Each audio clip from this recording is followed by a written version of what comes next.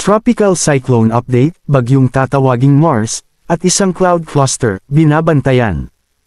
Lumakas at isa ng ganap na bagyo ang Low Pressure Area, LPA, sa silangan ng Mindanao sa labas ng Philippine Area of Responsibility, ayon sa Japan Meteorological Agency, JMA. Bukas ng madaling araw inaasahang papasok ito sa PAR at tatawaging Marsef.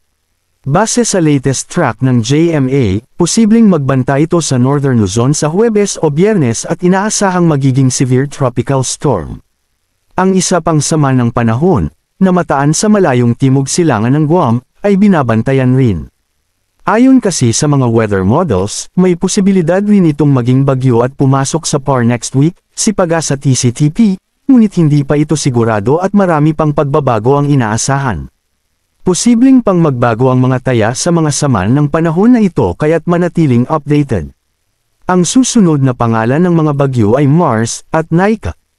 Asahan ang mainit na panahon pagdating ng umaga habang may kalat-kalat na kumpol ng Colapan sa ibang bahagi ng bansa. Asahan din ang ulan lalo na sa bandang hapon o gabi na mataas ang tayensa ng ulan. Mainit at maaliwalas na panahon ang maranasan sa malaking bahagi ng bansa sa mga susunod na araw. Ito ay dahil sa pag-iral ng northeasterly wind flow na hudyat ng pagpasok ng hanging amihan sa bansa. Subalit, asahan pa rin ang mga pag-ulan dala ng localized thunderstorms tuwing hapon o gabi dahil sa easterlies at ng Intertropical Convergence Zone, ITCZ. Huwag kalimutang magdala ng payong o kapote.